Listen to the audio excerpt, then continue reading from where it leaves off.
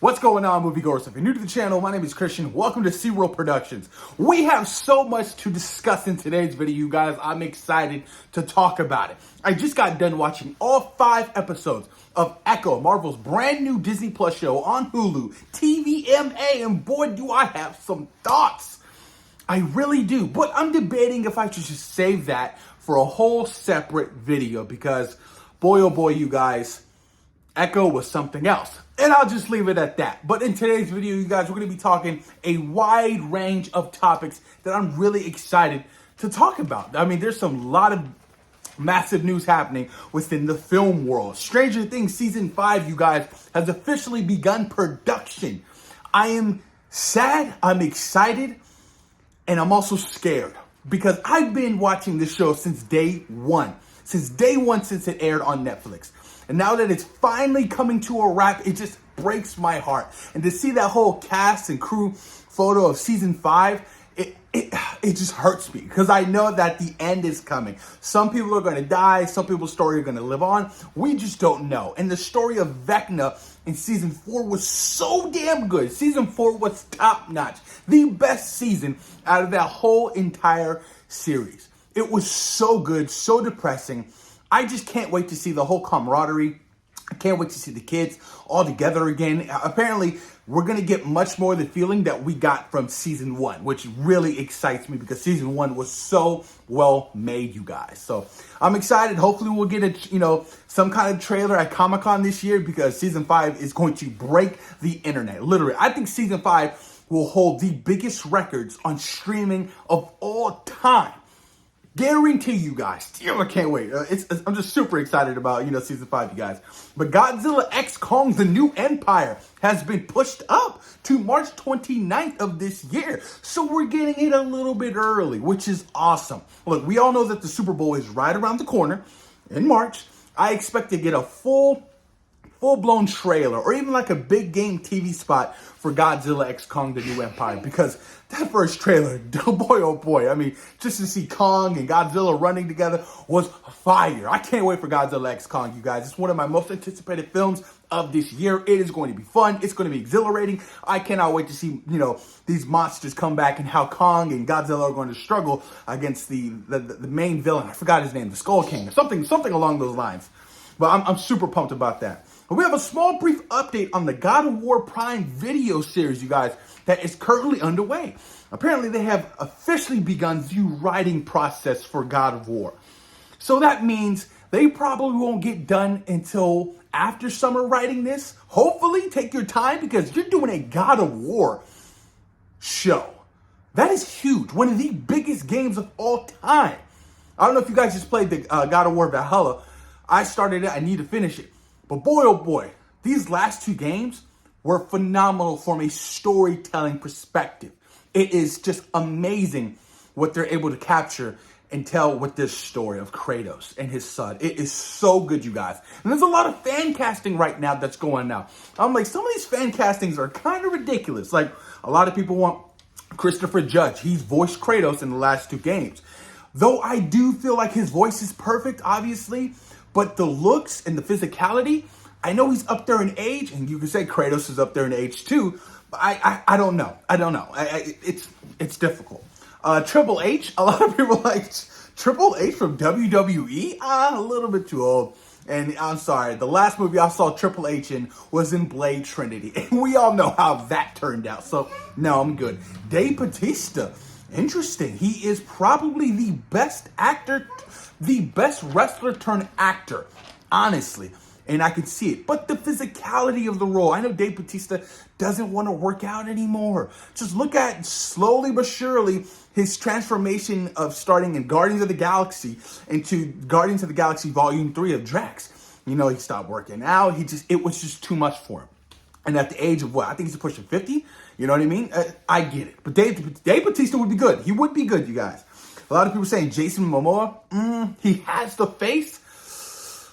That could work. But then again, you got to work out. We all know how Jason Momoa doesn't like to lift weights. He just doesn't. He had padded cushioning for his Aquaman 2 suit. You know what I mean? That's just not in the cards for a lot of these older actors, as they progress. I saw Vin Diesel. I was like, oh, Vin Diesel would be good. He got the voice. But then again, you know what I mean? The physicality of the role, it always comes down to that. And what Kratos are we having? Is he the Kratos of the more recent games, or is he the God of War Kratos? You know what I mean? So there's a lot to discuss with that. But I'm excited. The God of War game is going to be fun. And then continuing on, you guys, we have Caitlin Dever.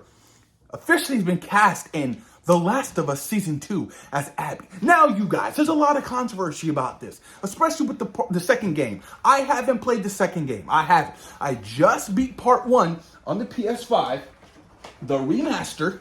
It's been phenomenal. I beat it twice. I beat it, then I did the New Game Plus because I had to go around because it's that much fun. So I don't know what happens in the second game and what's going to happen in the second season. But I'm excited. I know that Last of Us Part 2, the remastered version, is coming out next week, and I cannot wait to get my hands on it, you guys. But like I said, I don't know this character of Abby. I've seen photos. She's kind of muscular. You know what I mean? What do you guys think about this casting for Abby? No spoilers, please. No spoilers. I don't want to know anything that's going to happen in Season 2 before I play the game. So I got to play the game. I'll beat the game, and then we can have this discussion because I'm excited about it. But moving on, you guys, The Mandalorian and Grogu officially in the works, going to the big screen. Finally, Star Wars is going to the cinema since The Rise of Skywalker. Boy, it only took you long enough. Now, I'll be honest with you. I stopped watching The Mandalorian Season 3 when Jack Black and Lizzo showed up. It just took me out of it. It took me out of it. I don't know what it was. I was just like, what are we doing? What are we doing here? Like, is this like for fun? It just completely took me out of it. And maybe I go back and rewatch it. Maybe I don't. But I feel like it's a good idea to throw Star Wars back into the movie theaters. That's where it should be seen. Stop relying on these damn streaming services and Disney Plus. Star Wars was created for the cinema. Why not? So it looks like they're going to be shooting later this year. Pedro Pascal is going to be extremely busy. I know he has The Last of Us Season 2, and now he has, the Star Wars film, the Mandalorian one. I'm like, or Mr. Fantastic as well for the Fantastic Four that's remembered. I'm like, where do you have time to fit all this into your busy schedule? And he hurt his arm because I saw him at the Golden Globes. I'm like, this is going to be crazy for you. I'm happy for you. I'm happy for your success. But bam, I was like, you got a lot going on, brother. But, Jon Favreau is going to be directing, which is exciting because Jon Favreau is an extremely talented, great storyteller, visionary. He is so good. Dating back to his Elf film, which a lot of people love, which I think is overrated, to his Iron Man stuff, to Lion King, The Jungle Book, you name it. The guy has money. He has money. He makes your movies, and he makes them well. But a lot of people have their concerns with the whole, transferring over to Disney Plus to theatrical release.